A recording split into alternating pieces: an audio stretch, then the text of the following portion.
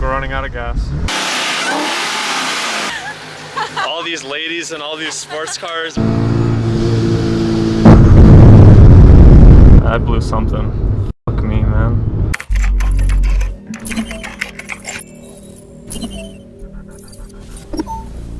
What is up, YouTube? Welcome back to another video. I'm super excited to say that the Mustang is gonna go E85 and we're going with more boost than it currently has. So as you guys know, we did supercharge the Mustang with a centrifugal supercharger made by ProCharger. And it currently has a 3.7-inch pulley on there, making, I would say, about 8 to 10 pounds. We're gonna do a 3.4-inch pulley on that, which will be making closer from 10 to 12 pounds of boost. But before we do that, I wanna go E85 because I don't wanna be running that size pulley without meth or E85 and blow up my engine. Ortiz Performance, who does specialize in Mustang builds, especially the Cyclone engines, they sent me an E85 tune, so we have to get it running, run the 93 octane out of it, and then fill it up all the way to E85 and run it half tank down, and then start sending him data logs. So it's quite a bit. I just changed out the fuel pump on this vehicle to a DW400 so that we can run E85. Also, we have FIC 1000cc injectors, so that is also needed. The belt did snap. This is a new belt. You have to take off these two screws right here and the brackets around them, which are right, I believe, right here. And by taking those off, you can route the belt. It's kind of a pain to change the belt on this thing, but it is what it is. You have to loosen up the tensioner as well. Anyways, this is the new belt. This is the old pulley right here. New pulley is right here. You can see it says 3.4 inches right there. Smaller pulley means more boost. So you have to break this loose right here. And in order to break this nut loose, you're definitely gonna wanna connect the belt onto the pulley, or else it'll just slip as you try to loosen it.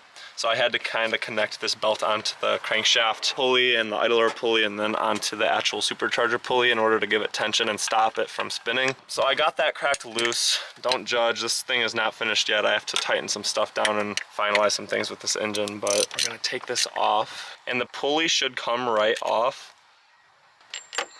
Let's see. Yep, 9 comes right off. And then this should just slide right on. All right, it's on. It's a lot easier with two hands. Now I'm just gonna tighten this piece up. To tighten it down, it looks like we're gonna need to put that belt on because that pulley just keeps spinning. So I just went on ProCharger's website to see how the belt is routed, and I'm just gonna replicate that on the vehicle. I got the belt back on. Now I'm tightening up this tensioner pulley to put tension on this belt so that the pulley does not slip on the belt, so that I can finally tighten up the supercharger pulley. So now you guys will notice, since there is tension being exerted onto the pulley from the belt will not slip over this pulley as we begin to tighten it. Look who's home.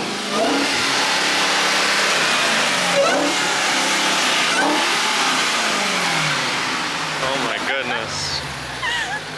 All these ladies and all these sports cars, what's happening right now? So night is starting to fall amongst us, but I'm trying to finish kind of before dark. I literally tightened up the tensioner. Belt's pretty tight. This is a smaller pulley, so I'm afraid of belt slip, but we will see. I don't know why my belt broke last time because it was brand new and it just disintegrated. Leads me to believe that either it was too loose or too tight, but I'm not sure. Anyways, let's get this thing started. Let's just hope there are no wrenches in the engine bay. There probably are. Looking good. It is a beautiful night, you guys, and it is currently the next night. The stars are almost out. I don't know why I'm talking about this. Anyways, we're about to take the Mustang to the gas station to put E85 in the tank and finally convert it to E85. I'm super excited, but I came home to this. We wrapped Veronica's car in diamonds and they're doing diamond testing. We're diamond testing the bend. There we go. Hey. Fully diamond. So how much is this? Only at future reps. Future reps? So if you're asking how much it costs, you can't afford it. Yeah, dang. So hit up future. Oh, you should probably take this off. Yeah. Hit up future. Hit up future wraps if you guys want this done to your car. Every time my fuel hits half tank, it drops straight to empty, and it says 0 miles left. So I have no clue what's going on there, but that's a problem for another day. Hopefully I make it to the gas station though. Oh shit, I think we're running out of gas. Damn, I didn't get out the neighborhood. Ah, that's what we got this for, right? Alrighty, let's pray that nothing broke and that we can still make it all the way to the gas station. So we made it to the gas station and the car started to bog out, meaning it's out of gas, or so it thinks. But anyways, I'm going to download the Ortiz E85 baseline tune onto the ECU, and then I'm gonna fill up at the E85 pump right next to me. Yeah, I'm very nervous, but hopefully all goes smoothly. I have to turn on my hotspot in order to download the tune, so it's gonna be a lot, but we'll figure it out. Yes, my screensaver is badass, but that was the wrap before this one. Anyways, I downloaded the tune from the email to my computer, now from my computer to my handheld device, and then from this onto my car's ECU using the OBD2 port underneath the dashboard. We're gonna click the E85 tune, add it to the device, program the device. So now we're gonna plug into the OBD2 port, Ortiz E85 baseline tune, continue. And now it is going to load the tune onto the car. That means we are good to go and fill up the tank with E85. And E85 does burn at a higher octane rating and it burns cooler. So with what we did earlier in this video where we upgraded the pulley, we're pushing more power and air through the engine, and we want the gasoline to burn as cool as possible. And E85 actually burns cooler than any other gas. So E85 is the most healthy to run, especially if you're really pushing the car to the max and you don't have a meth kit. You want to be on E85. It's gonna add a lot more power to the car. It's gonna make the engine more safe, I guess. And I'm excited and scared, and I hope all goes well, but I know that I'm in good hands because Ortiz literally has never done me wrong. Let's go fill her up. One thing real quick though before we fill up, Ortiz did mention that I have to fill up the tank all the way and run it to halfway before I start doing any data logs and pulls, but I'm gonna run it all the way empty and fill it up again just to make sure it's pure E85, because I don't know what my gauge situation is on this car right now. So that is a side note. So I have to drive it quite a bit until I can really push the car. And I'm also on bald all-season tires, but wish me luck. The tune's downloaded, guys. Let's fill her up. We got the yellow pump, we got the E85. I'm super excited. Another benefit to E85 is this right here. We love the price of E85. Shit, I almost reached for the diesel.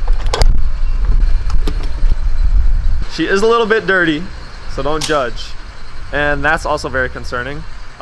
This is a 16-gallon tank, and it only took 11 gallons. So that's definitely concerning. Let's just send it, you guys. Here goes the first startup. Let the fuel pump prime a little bit.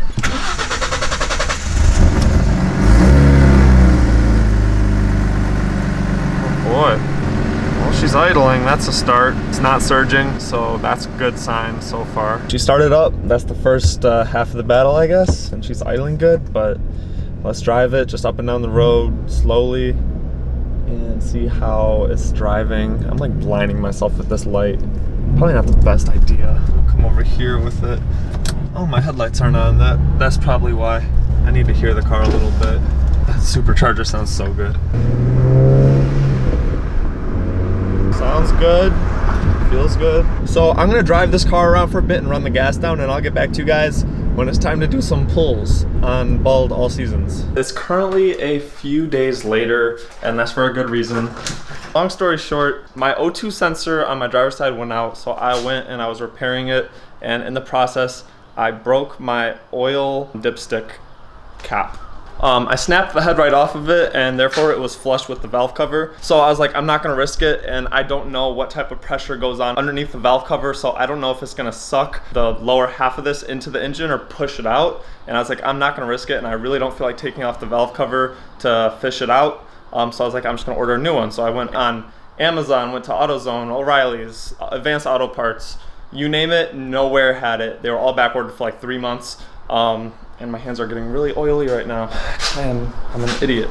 But nonetheless, eBay came in clutch, and they had it, and they shipped it out in like 5 days, and it fit. So we're back in business. Now the good stuff. I'm really excited. We're about to take this thing on its first E85 3.4-inch pulley data log. We're gonna go 2,500 RPM to about 7,000 RPM. We're gonna data log it, send it over. I'm just excited to see how this thing holds up. My gosh, just listen to the idle of this thing. And then up front, it's a completely different sound. You can hear that blower? It's so loud. The intercooler, oh my gosh. Let's give her a few revs. She's still cold, so I'm not gonna push it, but.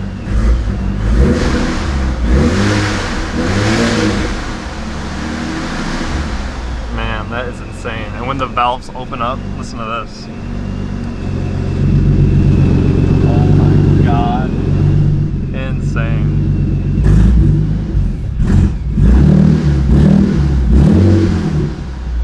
the crazy thing to me is she's still not even on her final tune. Like, we're probably gonna go back and forth 2 more times with Ortiz until this thing is perfectly dialed in.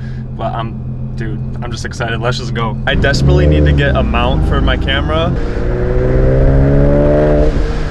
That's crazy.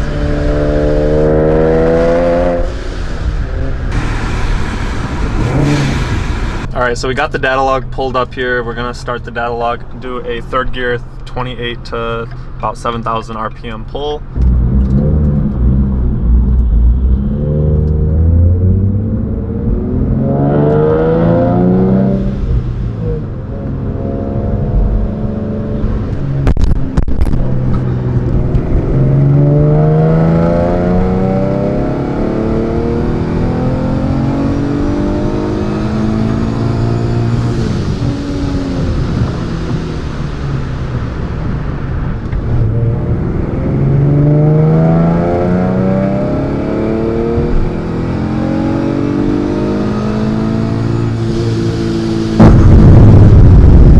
That did not sound good at all.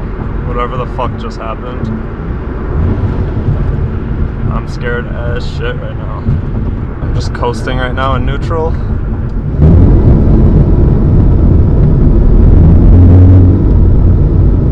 I blew something. Fuck me, man. Safe to say, she pulls hard. Maybe a little bit too hard. I pulled over in a parking lot. I guess I'm gonna keep you guys updated as the night goes on, but we shall see.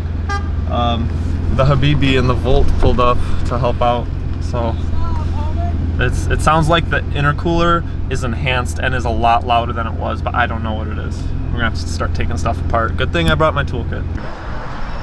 Dude, you will not believe it. You're lucky. Is this gonna be good news or bad news? Good news. It's good news. Yeah. Dude, the charge pipe came undone. Bless up, bro. I was like scared for my life that something blew. Thankfully it didn't. Oh, that could have been so bad. I hope it didn't. I hope it didn't. It's still possible that it did, but I'm gonna show you right now. I was looking up under here. I was like, why is this loose? Like, this was not loose before. I was like, maybe something hit it. Look at this. This whole thing came loose. I don't know if you guys can really see it that well. And so we gotta reconnect that. Let's take off the front bumper real quick. I was thoroughly blown away at the power this car's making. I was in the seat, having just God pushing his palm against my chest, pushing me back, and then all of a sudden I go forward and I'm able to breathe and the car isn't, and this happened. But better look. There you are. That's the problem. That'll do it. Very nice. All right, we got her put back together. We're gonna take her out on a spin and just fingers crossed.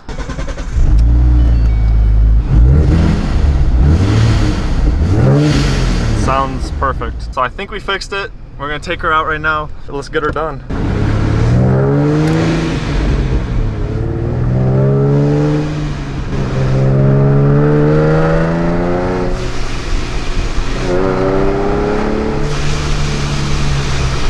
And God has blessed us again with another day without blowing up the engine. I'm so satisfied with this Ortiz tune, and the fact that I still have another revision or 2 to go. I think that just says a lot. I'm gonna turn on this light. This thing is not focusing, bro. Whoa. But yeah. All right, I'm gonna turn it off because I'm probably gonna get a ticket because I think that's a cop. Anyways, thank you guys so much for watching. You guys know the deal. Make sure you guys go check out Ortiz Performance. I gotta go. And that's a wrap.